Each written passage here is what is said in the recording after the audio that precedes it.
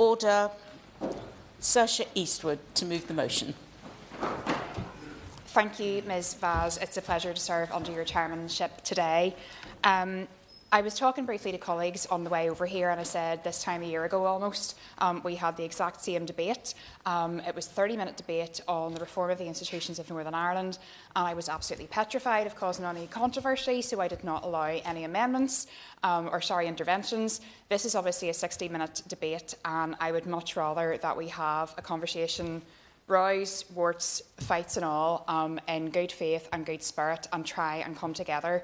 I'm really pleased to see colleagues' attendance from across the House today. That really does mean something to me. And I said to people, my motivation for taking this is not based in party politics. My motivation for taking this today is that I feel that the people of Northern Ireland are looking at us and they're calling for something better.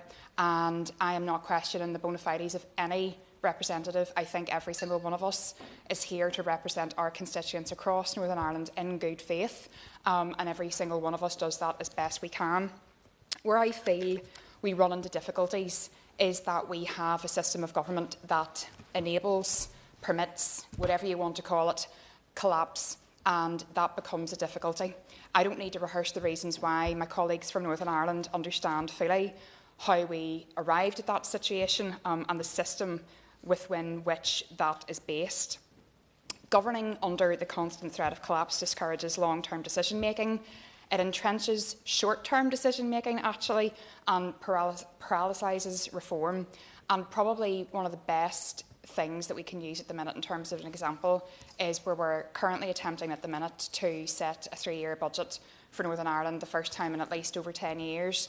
And it is extremely difficult to do.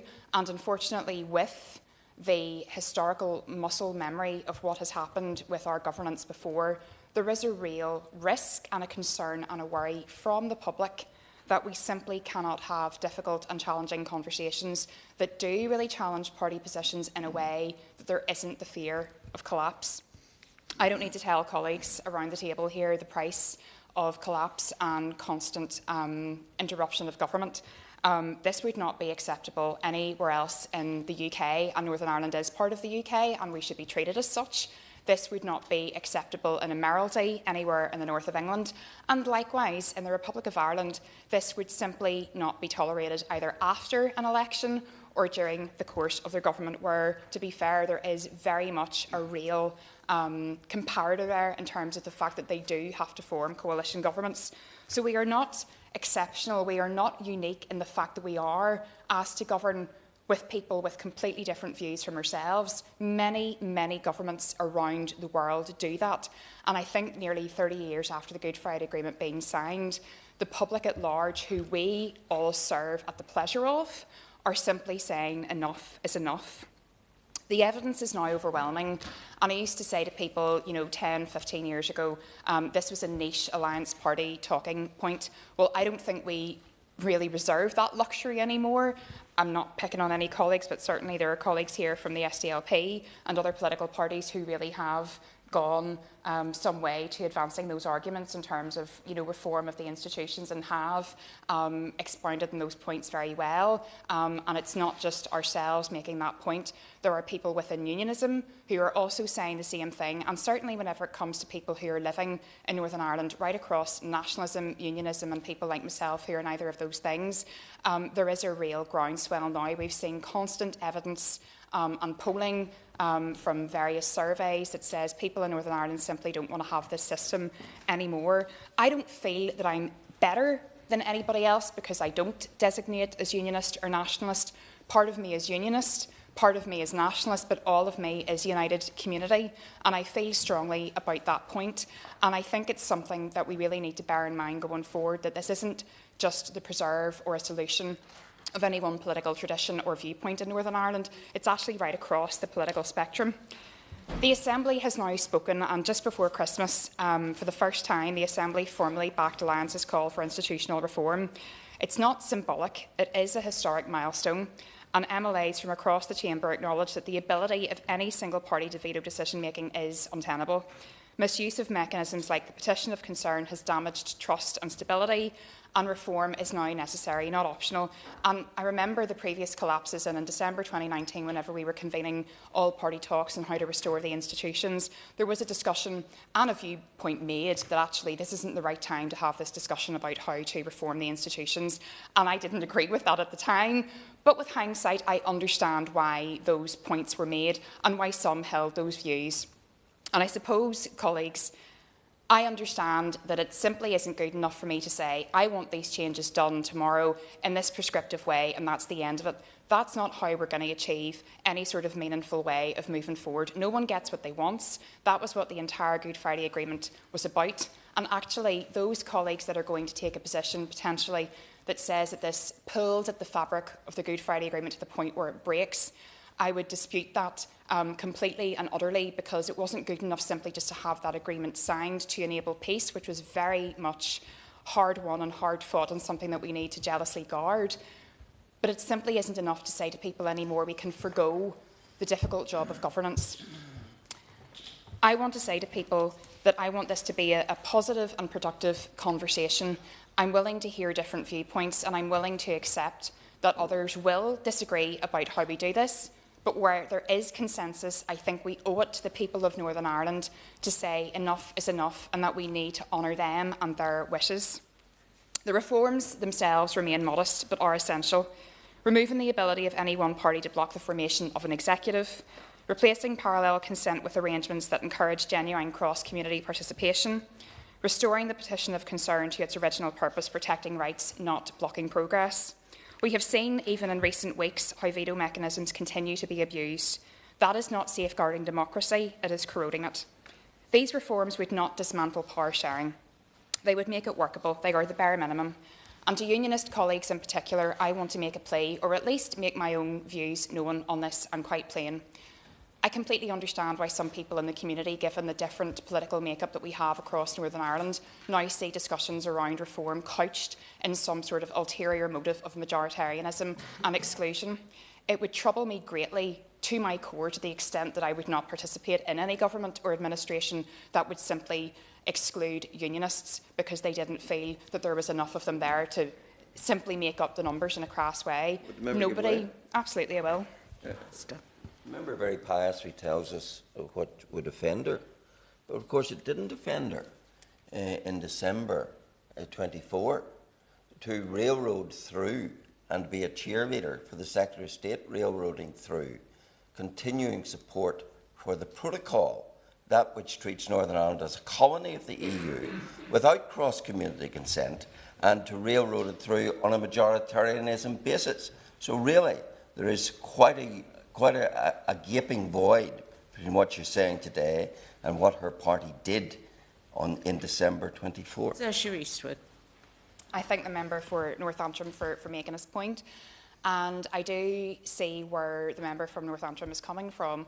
I actually believe that Brexit was a really fundamental act of self-harm.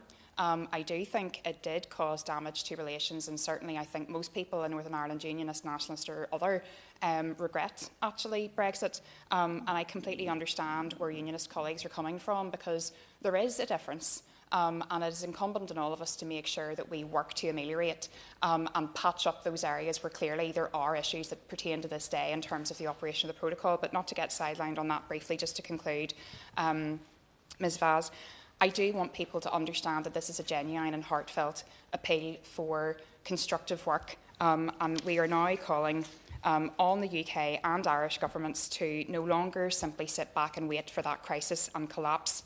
That is not the time to have these conversations at all. We're calling on the Secretary of State to immediately convene a process of institutional reform, engage the co-guarantors of the agreement in both governments, and move beyond delay and prevarication, because to do so is simply not honouring the wishes of Northern Ireland. People who are unionist, nationalist and other voted for a government, and we simply cannot sit here and say that we don't see fit in order to provide one for them. This is not controversial, this is not new. It isn't part of other polities, it isn't part of anywhere else in the UK, it isn't part of anywhere in the Republic of Ireland, and I simply ask that we try to move forward today in a manner of good faith and in accordance with the wishes of the vast majority of people in Northern Ireland who simply just want to have a government. I just want to see who is bobbing. And so the question is that this House has considered the potential merits of reforming Northern Ireland's political institutions. I'm hoping to take wind-ups at 5:33. Claire Hannah. Pleasure to serve under your chairmanship, Ms Baz. I have to confess I haven't been for a while. I was watching Jim to see exactly when I should be standing, and thank you to the member for arranging the debate, which I think is an important part of the conversation as the case for modest Assembly reforms builds. The SDLP has been working quite intensively to find where there is common ground and to take this conversation beyond, I suppose, campaigning, beyond graphics and into the realms of the possible. I welcome indications by the Prime Minister last week when I asked him at PMQs. I think there had been a fairly hands-off approach, and I asked, and he indicated that the UK government is freshly open to engagement. I restate the SDLP's frustration that the executive parties have made not a single step towards reform. There's nothing in the programme for government in spite of election campaigning. I welcome the Assembly's acceptance of an SDLP proposal to take some of this issue through on the AERC committee, but I think if anybody wants to see an example of an issue being slow-walked, it is that discussion and that inquiry over the last year in that committee.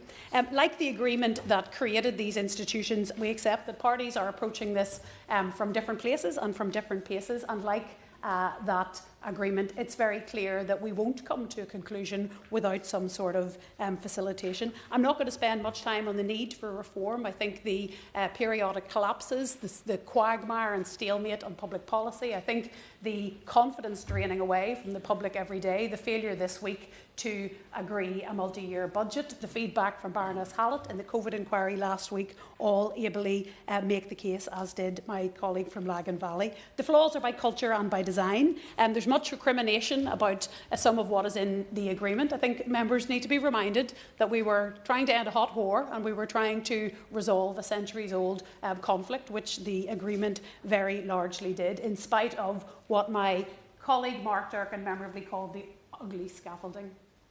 I thank the member for briefly giving way, but will she also acknowledge as well that the work that was achieved in the Belfast Agreement, much of it was actually undermined in St Andrews in 2007 when they changed how the First and Deputy First Minister actually were elected, rather than being a co-post, it actually became that divided office. I think the member is absolutely right. Those subsequent changes, particularly at St Andrews, have distorted the institutions away from a place of consensus and towards veto and brinkmanship and power struggle. So there's a lot in the agreement that the SDLP would like to revisit, not least Strand 2, which is shockingly underperformed. But the immediacy and the urgency of this means that we do have to focus on where common ground can be found. I agree with a lot of what the Alliance Party have suggested and has set out, but bluntly, I don't think it's achievable. I don't think it's possible to get to there from where we are now, though we were very open to a lot of those conversations, not least on mandatory coalition and on designation. As a party that is anti-sectarian, centre-left and for a new Ireland, we've never fitted neatly into any binary, but it's important to recognise both where we are as a society and where we want to get to. Yes? Sure, Eastwood. I thank the member for giving way, and actually there's a real point in there where people who maybe are within what we would term a unionist or a nationalist party but actually don't really regard themselves as those things, I think that's a really positive and legitimate challenge, where you said that even yourselves don't fit neatly into boxes, and I know certainly unionists within unionist parties would also feel the same. So do you think that there is actually no latitude allowed within the current setup to reflect views of people who maybe are unionists? Well, I think clearly we are a more pluralist society. I am unashamedly a New Irelander, and that's an important part of my identity, and it's an important part. It is a factor, as is the legitimate position of unionists. It's a factor in our politics, so we can't wish it away. We can't say, oh, I don't see colour, I don't see designation, but it's clearly not the primary identifier for so many of us, and many of the reforms can take effect even without going into what, as I said, my colleague called the ugly scaffolding. So the proposals we're making are keyhole surgery. They're not a lobotomy. They're not an amputation. They don't fundamentally undermine the principles of power sharing. I remind members that, of course, the agreement, it isn't something to sit on the ornament or the mantelpiece. It isn't a relic. It is a toolkit. It itself envisaged change. It has been changed on the floor of the Assembly, and it allows for that. So we would modestly propose, and some of these I've advanced through the Northern Ireland Affairs Committee and its excellent report in 2023, on the existence of an Assembly, and I want to put down some solid proposals. We propose election of a Speaker by a two-thirds majority. Two-thirds exists elsewhere in the agreement, for example, the threshold for calling an election. I don't think anybody could say the election of a Speaker oppresses or suppresses any community. Mike Nesbitt of the Ulster Unionist Party, Patsy McGlone of the SDLP, both achieved that threshold during the stalemates. That would allow an Assembly to exist even if an executive does not. On executive formation, we would call for, first of all, renaming the joint office of the First Minister, reflecting the fact that one of those ministers cannot order paperclips without the other, restoring that intent and that jointery in that office, and ideally moving on to the reforms that the member has for South Antrim has suggested around St Andrews. Please. Easton. Thank you, Madam Chair, and thank the honourable member for giving way. What do you think of the suggestions that was set out by the Alliance Party that there could be 3 First Ministers? Would that not make things even worse if that happened?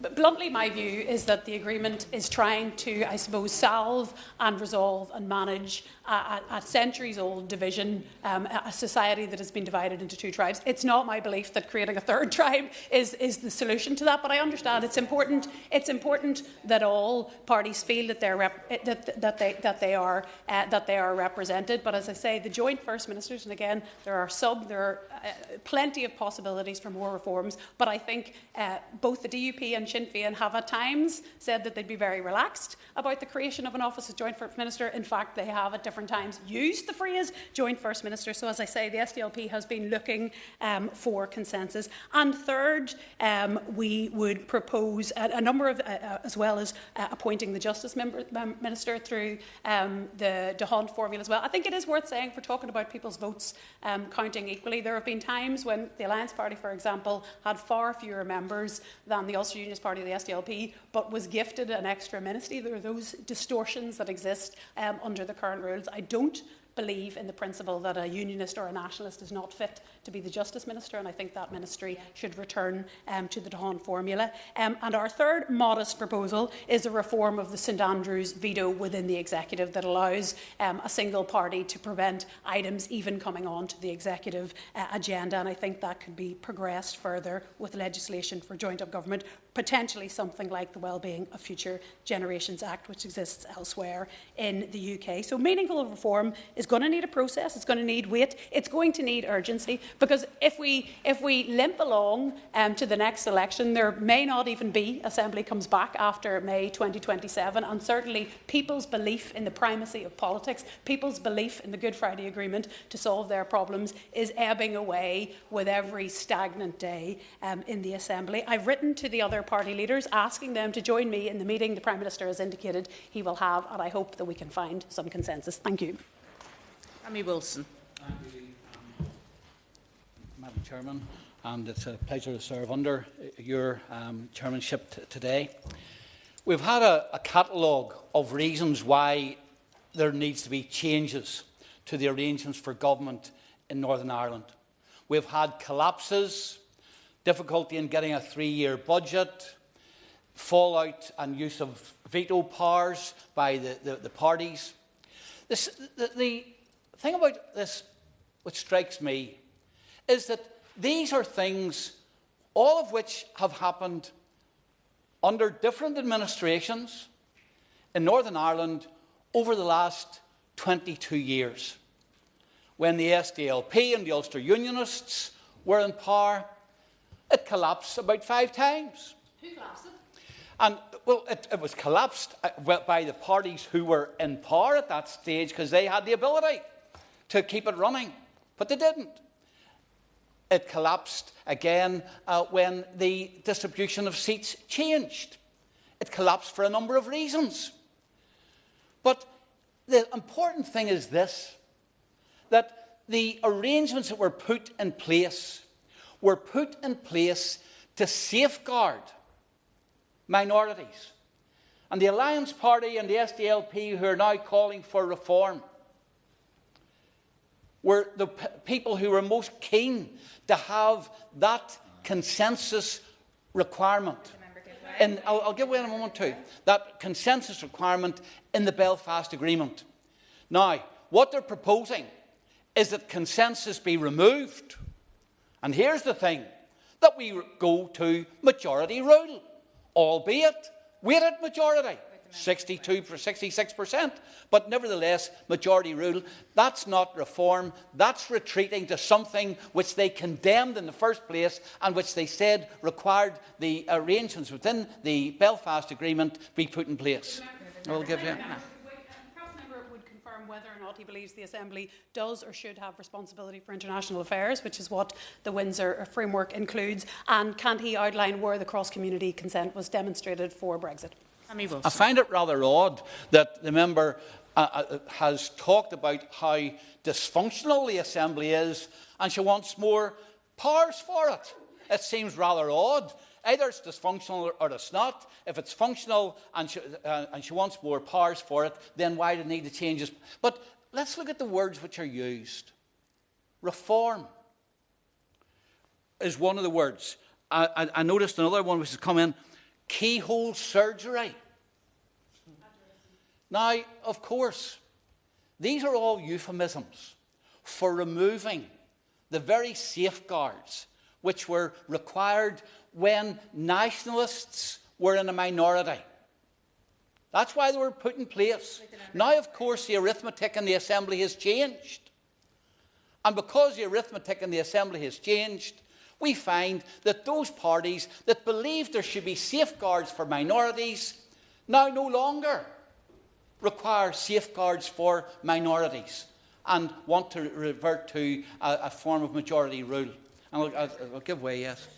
I thank the member for East Antrim for giving way. I'm really glad you're making this point because there is a bit of a idea out there that this is about not protecting minorities. Would you not agree with me that actually the makeup of Northern Ireland now is very, very different and actually everybody is a minority and therefore everybody deserves protection, unionists, nationalists and people like myself that are neither of those things? Everyone deserves protection. Would you not agree? And if that's the case, then the requirement for consensus rather than majority rule is even stronger. And yet the changes which are being proposed would remove those safeguards for people. And I mean, I've heard it's been mentioned, for example, the difficulty of getting the 3-year budget through. I served in the Assembly for a number of years. I was Finance Minister in the Assembly for a number of years. The first year I took over, we had an immediate 3% cut in our budget and then a 2% cut year on year under the coalition government that existed at that stage. We got a 3-year budget through, despite the fact that the two biggest spending ministers were outside with the unions, protesting against any cuts. How did we do it? We did it because instead of thinking we could just drive it through, as the current Sinn Féin minister is seeking to do, there was hours and hours and hours of negotiations, compromise, etc., to get it through. Now, that might be difficult, but because it's difficult is no reason for removing the requirement for consensus and the safeguards for minorities, which the majority coalition, because we've now got a cabal, of course, in the Assembly of nationalist Republicans, nationalists, the Alliance Party, and then a bunch of individuals who all form a majority and are able to drive things through if it came to a majority vote. Now, this is the wrong... I'll give way, yeah. Gregory Campbell. Thank the honourable member for giving way. Just on the issue for the consensus that the honourable member is quite rightly alluding to, would you agree with me that the one absolutely fundamental building block about making any progress is that there has to be some form of consensual approach to how we make politics in the Assembly work? And that's not to talk about vetoes, but we can't make progress unless there's agreement among those divided communities that make up Northern Ireland. Yeah, and of course, when we see some of the decisions made in the Assembly and how divisive they've been, whether it's on cultural issues or on economic issues, as the member for Northampton pointed out, and a whole range of issues, then the alarm bell should ring if we're removing the fabric which is there to ensure that there's proper discussion before final decisions are made. So I notice there's not a great deal of interest from other parties in this other than parties from Northern Ireland, and selfish interest as well. I don't care what has been said, this is selfish interest. In fact, we're now told that really the Irish and British government should come together and try and force these changes through that the new majority cabal wish to impose on the Assembly. I think it's wrong. We'll be opposing it, and we will certainly, and there's certainly no logical, political or community reason why these changes which are being demanded should be made. Jim Allister. Thank you. It's a pleasure to serve under you. I commend the member for Lagan Valley in bringing this debate. That's probably where the consensus largely ends. Although I suppose I could agree with her. Indeed, I would put it much more robustly, that our system of government at Stormont has lamentably and demonstrably failed. They eventually scraped together what passes for a programme for government. They now can't agree a budget, and we have individual ministers locked in litigation, one with the other. And of course, all that against the background of the executive almost more often being down than up. But the elephant in the room that no one has been prepared to refer to is to ask the question, why is this system of government not working? And I do have to say, it's very simple. If the only form of devolution that you can have is one based upon the prerequisite that a party that doesn't even want Northern Ireland to exist, never mind succeed, must be at the heart of that executive, then it shouldn't really be a surprise to anyone that that executive stumbles and fails. Because you cannot say, we will make a success of Northern Ireland, but yet we need an All-Ireland.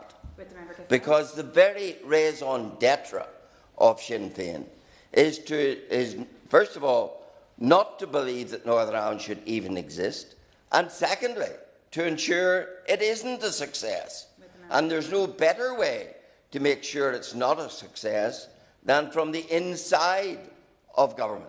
And that is the fundamental reality. And day and daily, what we hear in Northern Ireland from the so-called First Minister is very clear, that everything they're doing, everything they're working towards, is getting a referendum to destroy the United Kingdom and take Northern Ireland out of the United Kingdom. Now, if you create a system of government where those with that motivation, who have no desire to make Northern Ireland work, that they must be, and you cannot have a government without them at the heart of government, then it shouldn't really be a surprise that that system fails. It's not rocket science, Ms. Bayes, that that would happen. So what should we do? Well, I'll give way quickly. So giving way. Actually, I agree. I want Northern Ireland to succeed, and I do want to be a success for Northern Ireland. Would you not agree with me that actually the constant collapse is destroying the premise of a successful Northern Ireland, and therefore we should do everything we can to stop that from happening? Yes, and if the Honourable Member had been listening more carefully, she would have understood why it is failing. It's failing because at its heart is a party that does not want Northern Ireland to succeed and will never, if it has the levers of power, permit it to succeed. That's the fundamental here. So what do we do? Well, it's quite clear to me that the executive is the failing side of devolution in Northern Ireland. It is it that has collapsed multiple times. And we do need to distinguish the various strands of devolution. You have the executive devolution, you have legislative devolution, and I suppose you have the scrutiny side of devolution. Those latter two have actually worked within limits relatively well. But the lamentable failure is on the side of the executive.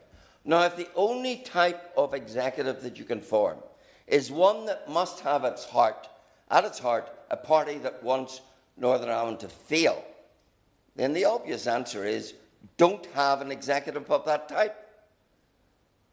Sustain the legislative devolution, sustain the scrutiny, but pass the executive powers to the central government, but make their ministers pass their legislation through the Assembly, make their ministers' actions subject to the scrutiny of the Assembly. And indeed, it would be far more vigorous scrutiny than it is at present, because at the moment, the scrutineers who sit in the Assembly committees scrutinising ministers are members of the same parties that they're scrutinising.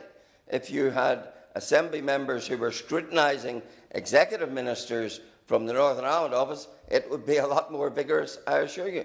So if we are to get government that works, then we have to face the reality that the current system is incapable of working, will never work, because of that fundamental flaw that at its heart is a party determined that Northern Ireland shouldn't even exist, never mind succeed. So we have to circumvent that. And if we cannot have an executive which allows those that want Northern Ireland to work to govern, then we have to have executive powers vested where they would not be subject to that restraint and that flaw. But keep that part of devolution which is working. And if we ever come to the point, where we're capable of forming a workable executive, then restore it. But unless and until, we can't go on as we are, limping from one crisis to another. And that is why, Stormont is now a byword in Northern Ireland for failure. People just roll their eyes and laugh at the very thought of good government coming from there. So we're only going to take politics further down the longer we cling to a system that is lamentably and totally failing. So let's get some new thought, and that new thought needs to be focused on getting an executive system that could work, not perfect, but I want to be very plain. Flawed British rule, subject to the restraints of Stormont, would be a lot preferable than to destructive, malevolent Sinn Féin rule. Shannon. Pleasure to serve under your chairship, and can I thank the Honourable Lady for Lagan Valley in the way that she presented the case, and it's important that we do that in a measured form. I was a member of the Northern Ireland Assembly for some 12 years before I came to this place. And each of these institutions, whether it be the one here at Westminster, whether it be the one at the Northern Assembly, have their complications and have ways that we can see where they should be challenged. And also, there's no doubt that we have yet to find the perfect political institution, and that's a fact of life. Do I want to see some changes at Stormont? Yes, I do, but I want to refer to some things if I can. In this acknowledgement, whilst I won't undertake to be an apologist for the Northern Ireland Assembly, I will highlight that there has been delivery. Now, has it been much delivery? Well, has it been at a pace that I would like to see? No, it hasn't. I would like to have seen a greater pace. I should have welcomed the Minister of State for Northern Ireland to his place. I wish him well in the role that he plays, and I hope that today he'll be able to give us some encouragement for this debate. Nobody denies that there's much work to do to demonstrate the effectiveness of these institutions in making a positive difference to the lives of people across Northern Ireland. However, to say that there has not been progress over the past 12 months is not only inaccurate but facetious. We do not overstate the executive's achievements in this period, and I would recognise that very much. But it is worth noting that Stormont has delivered a significant investment in early years in childcare, just to give two examples. With 14,500 children now benefiting from a subsidy that sees childcare costs slashed for working parents. Again, that's positive. It's positive because we can see the difference to people. And I know my constituents have benefited from it, and that's down to the good work. When the member is outlining some of the benefits that have flowed from devolution, flawed as it is, without denigrating the Minister here today, does he think we would have got these issues if it had been down to the Northern Ireland office? But did the devolution deliver in the absence of the NIO? Yeah, well, that is the issue. The honourable gentleman has put it very much, and honourable friend has put it in much. It's better to have it in the hands of the local people to have the direction. Yeah, absolutely. Yeah. Just on the point of childcare, the childcare money was Barnett consequential. It was of the order of 50 million, but Stormont chose to spend only 25 million of it on childcare. So, in fact, under devolution, we saw a diminution in what was available for childcare. Actually, sorry, not getting into it right, but under devolution, we've seen the delivery of the childcare, and people see that in my constituency and every constituency in Northern Ireland, whether they like it or not. I tell you what, my constituents like it, and that's the point I want to make. Sasha Eastwood. I thank the member for giving way. Would he actually also agree with me that, for example, it is important to have a functioning government in Northern Ireland because the Local Growth Fund and what the UK government have done there to Northern Ireland is an example that it's only Northern Ireland that can look for ourselves. We can't expect others to keep doing it for us, and that's why we need to change how we do things. Jim Shannon. I agree with the principle of what the Honourable Lady has said, that there are things that we can take advantage of through having a working assembly. Another one we've got an advantage as well, Madam Chair, is the £100 water fuel payment, medication payment is provided for our elderly. However, there are certainly barriers to delivery, but one of the major ones and the most important need for reform, the reform that I would like to see, and I think probably most of us in this chamber from the unionist point of view would like to see, is the unelected death grip of Europe on Northern Ireland. There is, of course, a certain irony by those in certain parties raising concern about democratic well-being when members faithfully went through the lobbies to vote for the continuation of arrangements that undemocratically foisted hundreds of areas of law governed by a foreign jurisdiction without any role or input for them or those that they represent in the formalisation of the EU interference in British Northern Ireland. Let me be very clear, Madam Chair. The DUP are not opposed to improving how devolution works from day to day. There are changes we need to see. Discussions need to take place on how that would happen. As has been the case since 2007, we are committed to increasing efficiency, transparency and accountability within the institutions. The DUP have supported the reduction in the number of government departments, the reduction in the number of special advisers, the reduction in the number of MLAs per constituency and the creation of an opposition. However, in the here and now, let us be clear, the focus should be on delivering the bread and butter issues and improving the lives of everyone in Northern Ireland. That is what the electorate expect. That's what the DUP is committed to achieving. Any programme of reform or any agreement should be led by the local parties with a primary role for the AERC and be fully accountable to the Executive and the Assembly. I'm running short of time, Madam Chair, but let me also be clear. Any reform of the Northern Ireland Assembly must be a cross-party reorganisation and must begin with the removal of EU and, I believe, Irish interference to ever have a buy-in of the unionist people as well as the nationalist grouping, which is an immovable foundation of democracy and democratic institutions in Northern Ireland. To move forward, Madam Chair, we must put the quality of the lives of our constituents above achieving political gain, regardless of how people live their lives in the interim. And my party and myself will continue to prioritise people over point scoring. And I hope this is replicated party-wise, although I perhaps have my doubts. What's my duty? My duty, Madam Chair, is to my constituents, to my country, to my wife, to my boys, to my children. Thank you. Thank you. Just it's a possibility there may be another vote shortly, so we'll start with the wind-ups. Lib Dem spokesperson Paul Kohler. It's a pleasure to serve under your chairship, Ms Vaz. I congratulate the honourable member for Lagan Valley on securing this important debate. I recognise that I am new to this portfolio. I recognise that those who have spoken before me know far more about it than I do. I'm still in listening mode. I found many of the arguments compelling, if contradictory. I would like to invite, actually, the member for Belfast South to intervene on me to explain her answer to the member for North Antrim, if she wants to do so, because I would like to have heard her answer, but maybe later. I begin by reaffirming the Liberal Democrats' full, unwavering support for the Good Friday Agreement. It transformed Northern Ireland by establishing institutions robust enough to bridge the deep sectarian divisions, an achievement that endures today. But Northern Ireland today is not the Northern Ireland of 30 years ago. Maintaining the agreement does not mean maintaining those institutions in aspect. Quite the opposite, in fact. As a former sub-dean of the UCL Faculty of Laws, I feel compelled to cite the warnings of their Constitution Unit, who in their recent work on instalment reform highlighted how the current arrangements make institutional collapse all too possible, and any recovery politically costly.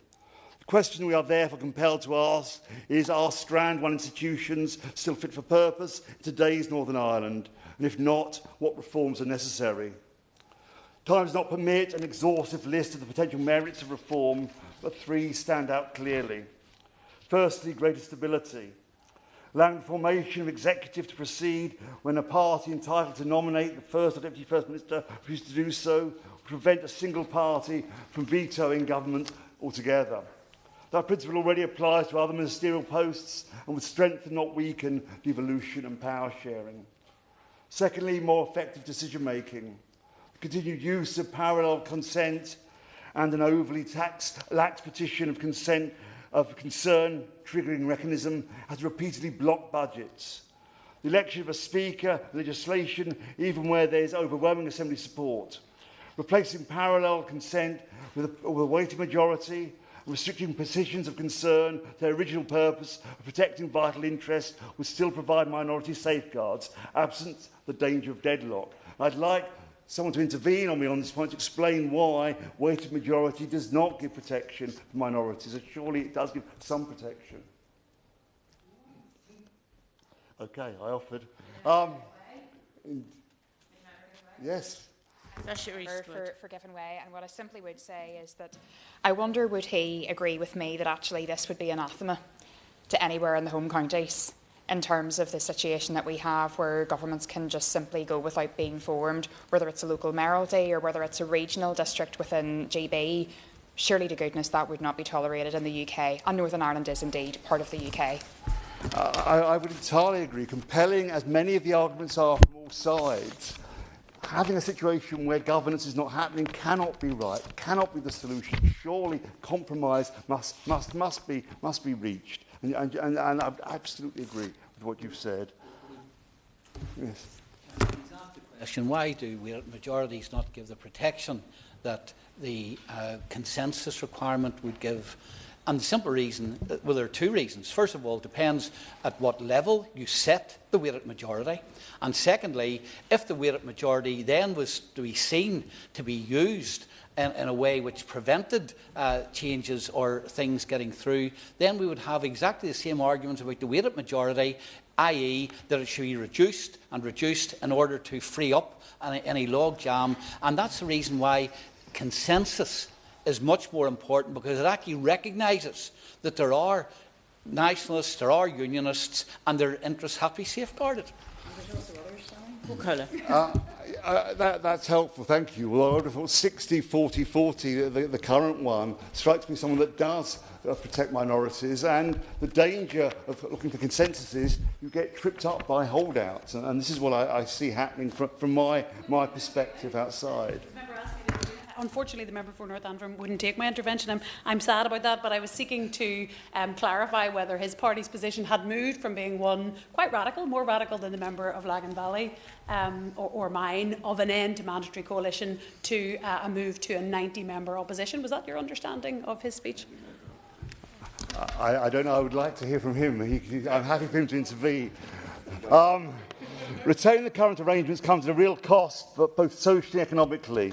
Political deadlock has hindered reforms in health and social care, while the ongoing divisions drain public finances through duplicated services, higher policing costs and lost investment. These pressures have been compounded by Brexit. Northern Ireland did not vote to leave the EU, yet the previous Conservative government's approach has created persistent problems along the border, with instalments and across the economy. Now, thank you very much. Sorry to interrupt you. Alex Burghardt. Thank you very much, Madam Chairman. It's an honour to serve under your chairmanship. The honourable members will be delighted to hear that I don't intend to speak for very long, but I'd like to congratulate the honourable lady from Lagan Valley for securing this debate, which I think has been largely conducted in a very civil manner and has aired some very interesting positions. And the position of the Conservative Party is that we are very much open to supporting political parties in Northern Ireland reform their institutions. But we stand by the principles of the 1998 agreement, and that we think that any change must ideally come from Northern Ireland itself. I will happily give way. Sir Eastwood. Thank you for giving way. And would you agree with me that the concept of Northern Ireland working is absolutely key and fundamental, and therefore the concept that we have a system of government that collapses plays straight into the hands of those who actually aren't particularly interested in a Northern Ireland that is prosperous, that is progressive and is inclusive, and therefore actually anybody who cares about Northern Ireland should be very much interested in engaging in these conversations. Alex Burkhardt. Well, there's sort of danger that the Honourable Lady encourages me to hurry through my speech to get to the point she's just raised. But given that my speech is it's highly flexible, I'll try. 5 minutes flexible. We very much hope that that institutions in Northern Ireland, which are now 28 years old, coming up to 28 years old, that as they mature, we have greater opportunity to have a system in which collapse is never desirable, but collapse is not possible.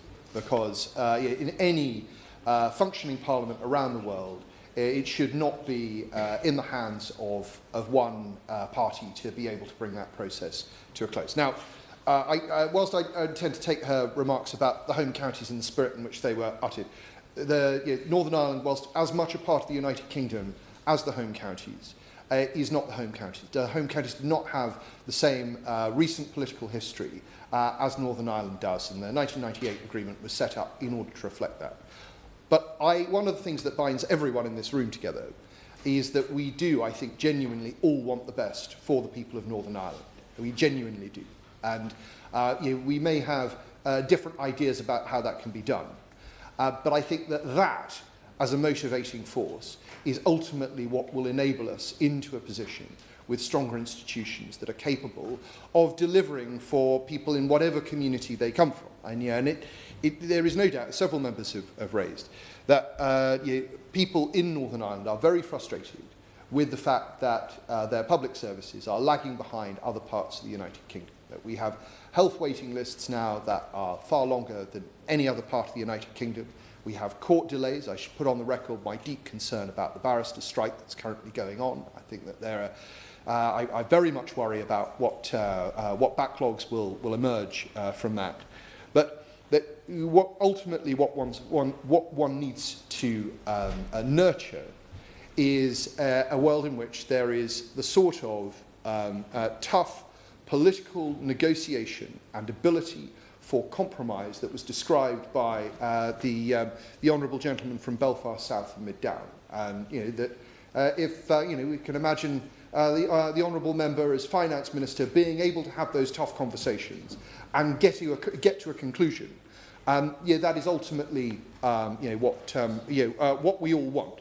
And if there are things, there are things programmed into the current institutions that are preventing those sorts of conversations happening now, conversations that happened years ago, then we should certainly look at them. And because I hadn't heard it before, I was intrigued by the Honourable Member for North Antrim's suggestion that that the Northern Ireland office should essentially come run things and then be interrogated by the Assembly members and so on. I think any existing Secretary of State for Northern Ireland or any aspirant Secretary of State for Northern Ireland would be utterly terrified at that prospect. But I've absolutely no doubt that it would provide a very high level of scrutiny because I think that it would be possible for all political parties to unite against the Secretary of State for Northern Ireland. But I do think that probably the most pertinent subject raised by several members that is at the kernel of this problem is the issue around majoritarianism. And the Honourable Lady was quite right to say that those who are non-affiliated should be considered within that argument. But we have seen in recent months in the way that Belfast City is being run, the threat of majoritarianism that sometimes when one community has control over a council, they start to do things that will deliberately antagonise another community. And that style of politics is very, very much to be resisted and avoided. I hope that the combined good sense of the people in this room will ultimately lead us into a position in which we have more effective political institutions in Northern Ireland that enable people in Northern Ireland to get the services that they so richly deserve. I'm sure it's possible, and I very much look forward to working with everyone here over the coming years to see what possibilities exist. If the Minister could just leave a minute or so for Miss Eastwood to wind up, that would be very happy. Minister Matthew Patrick. Thank you, Ms Vaz, and it's an honour to serve under your chairship. I, like others, wish to congratulate the member for Lagan Valley for securing this debate. She referenced in her speech that she secured a similar debate just a year ago. I think it's tribute to her consistent campaigning on this issue and her relentless focus on this that we're back here a year later. I know then, as now, her ambition is for Northern Ireland to be as strong as it can be for the people of Northern Ireland. And I have no doubt, as the member for Brentwood and Ongar just said, that is an ambition I think she shares with all of us in this room. I think it's important to note that in the near 30 years since the signing of the Good Friday Agreement, as the member for Belfast South and Middown herself said, it has not stood still. Thanks to the St Andrews and Hillsborough Castle arrangements, the Executive has responsibility for policing and justice in Northern Ireland. The Fresh Start Agreement provided for an official opposition for the first time. The New Decade New Approach Agreement provided important changes to the petition of concern. I know that the Honourable Member and everybody advocating for evolution in Northern Ireland's institutions recognises the importance of reaching across the aisle, just as the architects of the original agreement did, because they knew the importance of building a coalition of support. That support must come not just from the parties themselves, but the public as a whole. It is the Northern Ireland public that voted so decisively for the historic agreement 30 years ago. And let's be clear, any changes must work in the interests of the people of Northern Ireland, not just the parties. In my mind, I ask, can it command the widest possible support? And does it improve the lives of the people in Northern Ireland? Because fundamentally, as others have said, that is what we're here for, better outcomes for the people we serve. Ms Vaz, I think it's important to place this debate in full and proper context. Although the Assembly and Executive are not perfect, and I dare say some may say that about our Parliament too, as others, including the member for Wimbledon, noted, the Good Friday Agreement remains a landmark achievement for Northern Ireland. In fact, I said in a debate recently, it is one of the finest achievements of the last Labour government. We wouldn't be stood here nearly 30 years later if it was not for that Labour government and the Conservative government that came before it, particularly the work of the former Prime Minister John Major. He helped change the approach to bring about peace, as did those in Northern Ireland, politicians and not, who came together to give peace its chance. Without everyone, and I mean everyone, we would not be here looking at nearly 30 years of peace and prosperity. Of course, no system is perfect, and that's certainly true of the Strand 1 institutions, which for almost 40% of the time have not been functioning. I know that government is hard, and power sharing even more so. So I pay tribute to those ministers who are working day in, day out to address the serious challenges of bringing down waiting lists, tackling the cost of living crisis, driving higher standards in our schools and unlocking the potentials of economic growth. I'm encouraged when I see the Executive come together to deliver on the issues that matter to the people of Northern Ireland. Yes, it is imperfect, but there is no such thing as a perfect system. All of us know that. That is why we approach these debates with humility and determination. Any proposed changes must deliver for the people of Northern Ireland. The member for Strangford asked for encouragement, and I will always encourage those to debate, those who want to see Northern Ireland succeed. I'm pleased that we're having this debate today. I think it's healthy for a society to consider possible changes and improvements that could be made. Indeed, we ourselves are reforming the House of Lords. I also know how strongly and genuinely felt calls for reform of the institutions are, particularly from Alliance and the SDLP, as we've heard today. I know too that there will be many among the Northern Ireland public that share that view. The 2024 Northern Ireland Life and Times survey clearly shows support for the Good Friday Agreement as a whole, and support for its further evolution. I agree with the 68% of people in Northern Ireland who think the Good Friday Agreement remains the best basis for governing Northern Ireland. That is a remarkable vote of confidence in an agreement that is nearly 30 years old and continues to deliver for Northern Ireland. Ms Faz, I acknowledge the recent Assembly motion which called upon the Secretary of State to convene a reform process between the Northern Ireland parties and the Irish Government. The UK Government's position is clear. The Prime Minister himself said last week, "We will always be happy to discuss any proposals for reform which could lead to consensus among the Northern Ireland parties." However, and I think it can be evident from some elements of the debate we've had today, I do not see that there is a shared view around institutional reform among political parties or, indeed, the people of Northern Ireland. I will. Hannah.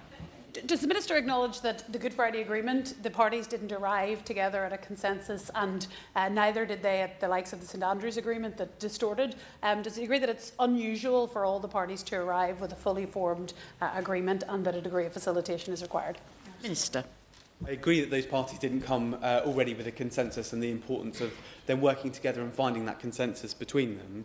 I think this could, in the vein of what I just said, I welcome the work of the Assembly Executive and Review Committee, which is considering reform of the institutions. I will. The Minister actually, and I heard the Prime Minister actually refer to the work of the Assembly and Executive Review Committee last week in the Chamber. The Minister's just, does he realise that it has only met 12 times since 2024? So is it not a committee that's doing a lot of work or actually delivering a lot? I think the work of the committee could be quite important. I think it could provide an opportunity for agreement on these important issues in the future, and I welcome its work. And can I just add as well, I've met with the executive ministers in Northern Ireland, and there is consensus on the need for improving public services, which people rely on, and I know it's a priority for them and indeed for this government. I will give way. Jim Allister. Several times has talked about consensus. Could he therefore explain to the House why, when given the opportunity to live by the fundamental principle of the Belfast Agreement of cross-community consent, his party eschewed it and dismantled it when it came to the question, should Northern Ireland be subject for the next 4 years to 300 areas of law, to laws they don't make and can't change, which are imposed upon them by the EU, treating Northern Ireland as a colony? Why did consensus not matter then? The honourable member raised a point about the cross-community consent in the Windsor framework. The democratic consent vote is premised on cross-community support, and if the vote does not obtain cross-community support, that will require an independent review and will mean the next vote is in 4 years rather than 8. As he knows, this happened in December 2024. Ultimately, I would say it's right that such a change to trading arrangements that address the unique circumstances in Northern Ireland should rely on a majority in the Assembly. I want to turn to public service transformation. I am immensely proud that through the last spending review, the government secured £19.3 billion settlement for Northern Ireland. That's the largest settlement in the history of devolution. The funding was secured so that the Northern Ireland Executive can deliver the public services that the people of Northern Ireland deserve. And if that wasn't enough, Ms Vaz, a further £370 million was secured through Barnett consequentials just before the new year. I believe this funding provides the basis, the very foundation through which the Executive can transform public services in the months ahead. And I will... Robin Swan. And the Minister does know, because I've challenged the Secretary of State about the Transformation Fund that was actually set up when the Executive came back 2 years ago. And does the Minister agree with me it's lamentable that that money is still sitting, not completely spent, not completely allocated, but a committee formed to see best projects and assess projects rather than actually getting on and supporting those ministers who actually want to make transformation a real thing? I will very briefly come to his point. Just in one moment, I wanted to just touch upon some of the improvements we are seeing and pay tribute to the Health Minister, Mike Nesbitt, and his commitment to transformation, which is seeing waiting lists start to fall. My hope is we can go further. The Honourable Gentleman mentions the Transformation Fund. We have reaffirmed our commitment to the £235 million fund, £129 million of which has been allocated to 6 projects which I believe can transform public services. I think to the £61 million for the primary care multidisciplinary teams to enable a crucial shift from hospital treatment to preventative care. There are others I wanted to mention, but in the interest of time, I may skip forward.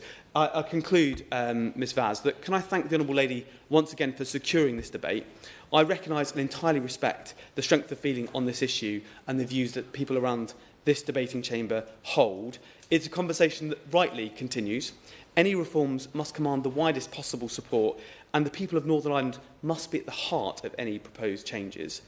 The Good Friday Agreement showed us that when people put their differences aside and put the public interest first, we can achieve great things. I am committed to helping the Executive realise their ambitions for a stronger Northern Ireland. And as we look forward to the future and the hope of improved public services, I take a short moment in closing to step back and reflect on how far we've come. 30 years ago, when the agreement was reached, people could never have dreamed of having a debate on a topic like this. Such a sea change is remarkable. I pay tribute to all who played a part in it. And 30 years on, I too believe that a further shore is reachable from here. Thank you. Order. The sitting stands adjourned.